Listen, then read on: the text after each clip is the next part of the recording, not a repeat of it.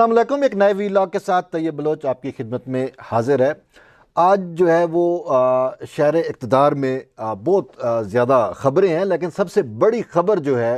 वो राना शमीम जो साबिक चीफ जज गिलगित बल्तिस्तान है, उनके इंकशाफात से मुतल्लिक़ है। द न्यूज़ और जंग के अंदर एक स्टोरी छपी और जिसे अंसार अब्बासी ने किया। वो सहाफ़ी हैं, सीनियर सहाफ़ी हैं। तो उनकी स्टोरी के मुताबिक कि राना शमीम ने अपना एक बयान हल्फी दिया जो लंदन से जो है वहाँ के जो नोटरी डिपार्टमेंट है वहाँ से अटेस्टेड एक एफिडेविट है, जिसके अंदर उन्होंने कहा कि 2018 के इंतखाबात के दौरान जब इंतखाबात का शेड्यूल जारी हो चुका था और इंतखाबात होने थे, उस वक्त मरियम नवाज़ और नवाज़ शरीफ की सज़ाओं से मुतल्लिक जो अपीलें थीं उस पर असरअंदाज हुए उस वक्त के चीफ जस्टिस साकिब निसार। और उसमें उन्होंने वाज़े तौर के ऊपर कहा कि मैं उनके साथ एक घर में सहन में बैठे हुए थे और मेरी बीवी भी उनके मौजूद थी साथ ही। उस टाइम उन्होंने हमारे सामने फ़ोन किया इस्लामाबाद के हाई कोर्ट के एक जज को और कहा कि इलेक्शंस हो जाने तक मरियम नवाज़ और नवाज़ शरीफ की जो दरख्वास्तें हैं, जो ज़मानतें हैं, वो कबूल ना की जाए, उन पर अपील या उन पर समाअत जो है वो ना की जाए। तो इस खबर के गुज़िश्ता रोज़ ये खबर छपी और इस खबर के आते ही जो है वो पाकिस्तान की जो सियासत है उसमें एक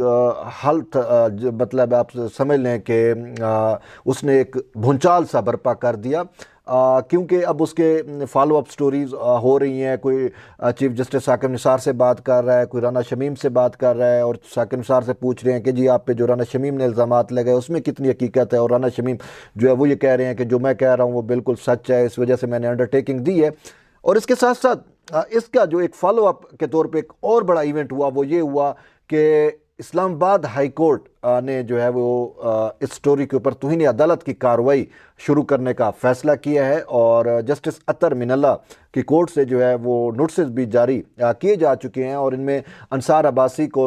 नोटिस जारी किया गया है और वो साबिक जज राना शमीम जो चीफ जज था गिलगित बल्तिस्तान के, राना शमीम, उनको नोटिस जारी किया गया है। और इसके साथ साथ एडिटर द न्यूज़ जंग मीर शकील रहमान को और फिर जो उनके न्यूज़ के एडिटर हैं आमिर गौरी, इनको नोटिस जारी किया गया। और उसके साथ साथ अटारनी जनरल जो इस्तिगासा जो इसमें प्रोसिक्यूटर के किरदार उनका किरदार होता है तौहीन अदालत के केस में, उनको भी जो है वो नोटिस जारी किया गया और कल इस मामले पर जो है वो समाअत होगी। तो ये तो मैंने आपको एक ओवरव्यू दे दिया, लेकिन हम वापस आते हैं अपनी मेन स्टोरी के ऊपर कि इंकशाफात क्या हैं। मेन जो इंकशाफात हैं उनमें सबसे बड़ी चीज़ यही है कि वो ये तसर जो ऑलरेडी एक तसर था पब्लिक में, मासेस में, अवाम में, आप में, हम ये सोचते थे कि कहीं ये जो हैबर रजीम बिठाई गई है इसको जो है वो पॉलिटिकल इंजीनियरिंग के ज़रिए बिठाई गई है और जो सियासी मुखालफिन है उनको दबाने के लिए किस तरीके से अदलिया का इस्तेमाल किया गया या जो दीगर इंस्टीट्यूशन है जिसमें नैब है और बाकी इस तरीके से उनका जो है वो किस तरीके से इस्तेमाल किया जाता रहा या किया जा रहा है। तो अब ये उस शह को तक़वियत दे रही है ये स्टोरी और इसमें वाज़े तौर के ऊपर वो भी मतलब है मेरा इल्ज़ाम नहीं है, आप किसी और आम शख्स का इल्ज़ाम नहीं, बल्कि ये इल्ज़ाम जो लगाया है वो भी जज हैं और चीफ जज रहे हैं, यानी गिलगित बल्तिस्तान में जो चीफ कोर्ट है उसके जो चीफ जज रहे राना शमीम, उन्होंने इल्ज़ाम लगाया उस वक्त के जो चीफ जस्टिस थे साकिब निसार। और इल्ज़ाम ये लगाया कि उन्होंने इस्लामाबाद हाई कोर्ट में एक जज को फ़ोन करके जो है वो कहा कि नवाज़ शरीफ और मरियम नवाज़ को जेलों में ही रखो, अभी इलेक्शन जब तक नहीं हो जाते वो जेल में ही रहें। तो ये एक संगीन इल्ज़ामात हैं और इस हवाले से हमारे कुछ दोस्तों ने बात की राना शमीम से, तो उनका वाज़े तौर के ऊपर ये मौक़िफ़ है कि हाँ जो मैंने बात की वो बिल्कुल सच है। और उन्होंने अपनी मरहूम उनकी जो बीवी है उसका भी हवाला दिया। उनका ये कहना था कि उन्होंने जो है वो मुझसे ये वादा लिया था, ये अहद लिया था कि मैं ये जो सच जो है ये पाकिस्तान के लोगों पर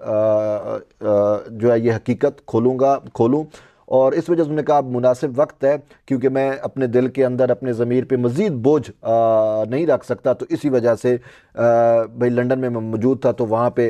लीगल जो होती हैं अंडरटेकिंग के मामलात उनको मैंने मुकम्मल कंप्लीट करके तो ये अंडरटेकिंग मैंने दी है। तो इस पे फिर द न्यूज़ और जंग ने स्टोरी की। ये तो उनका मौक़िफ़, और उन्होंने कहा कि मैं हर्फ ब हर्फ जो है उस पे कायम हूँ और बिल्कुल जो मैंने कहा वो बिल्कुल सच है।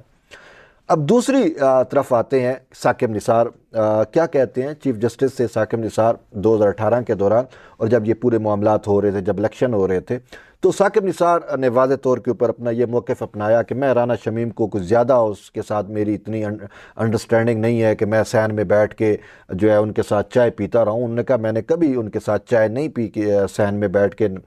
ताहम उनका ये कहना था कि जब वो गिलगित बल्तिस्तान में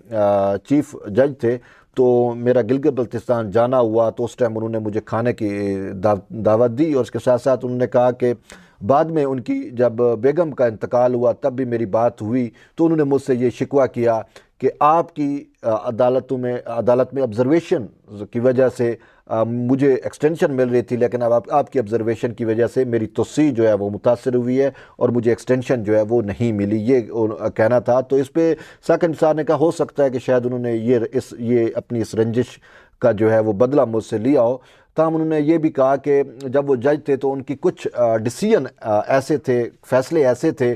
कि मुझे उनको मुअत्तल करना पड़ा, तो शायद ये भी उनकी कोई रंजिश हो सकती है। साकिब निसार से जो हमारी बात हुई वो बड़ी तफसीली बात है, उसमें उन्होंने वाज़े तौर के ऊपर कहा कि मैं कोई पॉलिटिकल एजेंडे के ऊपर नहीं था, जो चीज़ें मेरे सामने आती थी मैं अपने तौर पे अपनी दनस्त में मेरिट के साथ उनका फ़ैसला करता रहा था। उन्होंने कहा कि नवाज़ शरीफ और मरियम नवाज़ से मुतल्लिक़ केसेस में मेरा कोई लेना देना नहीं है। इसकी उन्होंने फिर मिसाल दी कि पनामा का जब केस मेरे पास आया तो मैंने ख़ुद को उससे अलग कर लिया, क्योंकि उस टाइम ये एक तसर दिया जा रहा था कि शायद मैं उनको रिलीफ दे दूं, क्योंकि वजह उन्होंने ये बताई कि वजह ये थी कि जब नवाज़ शरीफ का गुज़िश्ता दौर था, दौर हुकूमत था, तो उस टाइम मैं सेक्रेटरी लॉ के ओहदे पर फैज़ था, तो इसी वजह से लोगों ने ये बातें करना शुरू कर दी थी, तो मैंने ख़ुद को पनामा केस वाले बेंच से अलग कर लिया। तो उन्होंने ये भी कहा कि पनामा में जो जजेस जस्टिस आज सईद खान खोसा उसको हेड कर रहे थे, मेरी कभी इस मैटर के ऊपर कभी कोई गपशप कोई गुफ्तगू नहीं हुई और ना ही मैं उन पर किसी तरीके से असरअंदाज हुआ हूँ। फिर एक सवाल उनसे किया गया, बल्कि वो उन्होंने खुद उस सवाल का भी जवाब दिया इमरान खान के सादिक अमीन होने से मुतल्लिक। उन्होंने कहा कि वो जो इमरान खान को सादिक अमीन हमने डिक्लेयर किया उसको कोई शरीयत या कोई उस लेवल पे ना देखा जाए, बल्कि उन्होंने कहा कि वो जो हमारे पास एक केस आया जो फैक्ट्स थे वो सिर्फ उस लिमिटेड फैक्ट की बुनियाद के ऊपर जो है वो हमने उसको सादिक अमीन डिक्लेयर किया। साथ उन्होंने वजाहत भी की कि मेरे सामने वो उसका सीता वाइट वाला केस नहीं था, यानी कि सीता वाइट से आप वाकिफ़ होंगे कि किस तरीके से जो है वो जो बाहर अमेरिका की एक अदालत है उन्होंने इमरान खान के ख़िलाफ़ फ़ैसला दिया हुआ है और उन्होंने कहा कि ये जो नाजायज़ बच्ची है वो आपकी है और आप उसको तस्लीम करें। और DNA सुना को टेस्ट भी हुआ तो वो साबित हुई कि खान साहब की बच्ची है, बेटी है, और खान साहब ने उसको तस्लीम नहीं किया। तो ऐसे शख्स को सादिक अमीन, तो वैसे हम तो नहीं मानते, ना ही अब आवाम समझती है कि वो सादिक अमीन है, बहरहाल यही अदालतें ही हैं जो उसको सादिक अमीन डिक्लेयर कर गई। अब उस जज का भी किरदार आपके सामने आ रहा है, बहरहाल वो खुद अपनी वजाहत दे रहे हैं साबिक चीफ जस्टिस साकिब निसार, और उनका ये कहना है कि मेरा जो है वो इस इमरान खान को सादिक अमीन जो डिक्लेयर करना था वो एक लिमिटेड पैरामीटर्स थे, उसमें हमने उनको वो किया। उसमें हमारे पास सीता वाइट वाला या इस टाइप के केसेस नहीं थे कि हम मुकम्मल उसको जांचते और वो करते, तो फैक्ट्स की बुनियाद पे हमने वो केस जो है वो देखा था, तो इस वजह से वो सादिक अमीन डिक्लेयर हुए। साथ साथ उनका जो है वाज़े तौर के ऊपर मौक़िफ़ ये भी था कि वो जो बनी गाला वाला भी मुझ पर इल्ज़ाम कि मैंने बनी गाला का जो इमरान खान का घर है बनी गाला उसको भी मैंने रेगुलराइज़ नहीं किया, ठीक है, वो तो बाद में आके रेगुलराइज़ हुआ था। वो मैटर मेरे सामने आया, उसका मैटर बनी ट्रेल का मैटर था कि बनी गाला की इतना बड़ा घर जो है वो कैसे बना, किस तरीके से बना। तो उसमें उन्होंने कहा कि इमरान खान ने जो है वो जिस तरीके से मनी ट्रेल दी और वो चीज़ें मैं हमने देखी कि उसमें जो है हमें शफाफियत नज़र आई, तो रेगुलराइज़ करने वाला उन्होंने कहा कि ये मैंने नहीं किया, मैंने रेगुलराइज़ नहीं किया। बहरहाल बहुत सारी बातें उन्होंने की, दिल खोल के भी बातें की, और साथ साथ डैम से मुतल्लिक भी कहा। उसने कहा जब हुकूमत नहीं कर रही थी तो फिर हमने तवज्जो दी, और भी काफ़ी सारे बातें थी। लेकिन मेन मुद्दा जो साकिब निसार का था वो ये था कि मैं अगर उन्होंने राना शमीम ने जो मुझ पे इल्ज़ाम लगाए हैं उनका हकीकत से कोई ताल्लुक़ नहीं है। मैं किसी तौर के ऊपर ना ही पोलिटिकल इंजीनियरिंग में इन्वॉल्व हूँ, ना ही मैंने मरियम नवाज़ या नवाज़ शरीफ के ख़िलाफ़ मुकदमात रजिस्टर्ड कराने में या उनके ख़िलाफ़ किसी किस्म का मतलब है अदालतों पर दबाव डाला। बहरहाल ये उनका मौक़िफ़ था। उधर से राना शमीम का भी मौक़िफ़ आपके सामने आ गया है। अब एक और बात जो सबसे अहम है वो मतलब राना शमीम ने जो कहा, मैं और आप तो हम विटनेस तो नहीं थे ना, हमने अपनी आंखों से या चीज़ों को अपने कानों से तो नहीं सुना। ये बहरहाल वो कह रहे हैं एक दूसरे पे, बहरहाल उन्होंने भी अंडरटेकिंग दी है, हो सकता है वो बहरहाल ये साकिब निसार ने कहा कि मैं तो अंडरटेकिंग नहीं दूंगा, मुझे क्या कि मैं जलीलो ख्वार होता रहूँ अदालतों में और जो भी मुझ पे इल्ज़ाम लगाए मैं भी उसका बयान हल्फी जमा करा दूँ। उसने कहा ऐसा नहीं होता। बहरहाल ये तो उनकी बातें थी। अब हम आते हैं कि क्या ऐसा हुआ वाकई। मेरी राय में तो हो सकता है ऐसा हुआ हो, क्योंकि मैं आपको अब जिस चीज़ का मैं विटनेस हूँ मैं आपको वो चीज़ बताता हूँ। 2018 के इंतखाबात का शेड्यूल जो है वो जारी होता है। जो ये शेड्यूल जारी होता है, द न्यूज़ और जंग में एक स्टोरी छपती है जेली बैंक अकाउंट केस से मुतल्लिक कि एफआईए में वो मामला जो है वो उसको टेकअप किया हुआ और ये वो। तो उसमें फिर बशीर मेमन भी एक्टिव होता है और फिर वो चीफ जस्टिस उस टाइम ये साकिब निसार साहब नोटिस ले लेते हैं। आज खुद नोटिस हो जाता है जेली बैंक अकाउंट केस का और उसमें मुलव्वस कर दिया जाता है आसिफ अली जरदारी को और बिलावल को और बाकी पीपल्स पार्टी की कुछ क़यादत थी उनको मुलव्वस किया जाता है। और ये बिल्कुल उस टाइम होता है जब इलेक्शन का शेड्यूल जारी होता है और इवन के इतवार वाले दिन यार अदालत लगी। आप सोच सकते हो क्या इतना क्या अर्जेंट मैटर था यार, इतवार वाले दिन अदालतें लगाई, तो इट मीन कि कहीं ना कहीं पे कुछ हो रहा था। आज आप अपनी जितनी वजाहतें दो, हकीकत तो यही है कि ये पॉलिटिकल मंजीनिंग ही तो थी कि आपने छुट्टी वाले दिन अदालत लगाकर यहाँ पे बैठे पूरे प्रेस को बिठाया और फिर जो है आपने सुमोटो लिया और किस तरीके से केसेस फिक्स किए और फिर साथ ही जो है वो एक ऐसा फैसला भी दे दिया कि जी आप इनके खिलाफ केसेस रजिस्टर्ड हों, एफआईआर काटी जाए और साथ भाई नाम भी ईसीएल में होंगे और डाल दिए जाए और ये वो। बहरहाल आसिफ अली जरदारी गालिबन उस टाइम लाहौर में थे, तो उन्होंने लाहौर में बैठ के प्रेस कॉन्फ्रेंस की और इसको पॉलिटिकल इंजीनियरिंग कहा और कबल अज वक्त इस फेक बैंक अकाउंट केस को जो रजिस्टर्ड हो रहा था, जो उसको नोटिस हुआ था सुप्रीम कोर्ट के चीफ जस्टिस साकिब निसार के वक्त की जानिब से, उस वक्त 2018 की बात, इलेक्शन से कबल, तो पॉलिटिकल इंजीनियरिंग और इसके साथ साथ कबल अज वक्त धांधली कहा। तो इस पर जो है वो शायद चीफ साहब को समझ आ गई। बहरहाल दूसरे दिन या तीसरे दिन जब कोर्ट लगी तो साकिब निसार ने कहा कि जी मैंने तो कोई ऐसा फैसला नहीं दिया, मैंने तो नहीं कहा कि इनके खिलाफ एफआईआर काटी जाए, इनके खिलाफ ये केसेस रजिस्टर्ड किए जाए, मैंने ऐसा भी नहीं कहा कि इनके नाम ईसीएल में डाले जाए। बहरहाल वो अपने ही फैसलों से जो है वो मुनहरिफ हो गए और फिर हमने देखा कि किस तरीके से पॉलिटिकल इंजीनियर अभी भी आसिफ अली जरदारी को देख लो, मैं नवाज शरीफ का तो मैटर आपके सामने है, वो एक डिफरेंट है। मैं एक वो चीज़ जो मैं खुद मैंने विटनेस की, वो राना शमीम ने की, वो चीज़ें भी आपके सामने हैं। ये जो चीज़ें मैंने खुद विटनेस की, सुप्रीम कोर्ट में केस चलता है जेली बैंक अकाउंट केस का और हम देखते हैं कि वो जो बशीर मेमन जो जिसका भाई 2018 के इंतखाबात में पाकिस्तान पीपल्स पार्टी के खिलाफ जीडीए के टिकट पर इलेक्शन लड़ रहा था, जब इलेक्शन कमीशन ने उसका ट्रांसफ़र करना चाहा तो साकिब निसार ने उसका ट्रांसफ़र रुकवा दिया कि नहीं, बशीर मेमन एफआईए का डीजी रहेगा और इधर ही रहेगा, इसको ट्रांसफ़र ना किया जाए। क्यों कि वो पॉलिटिकल इंजीनियरिंग में मुलव्वस था। तो ये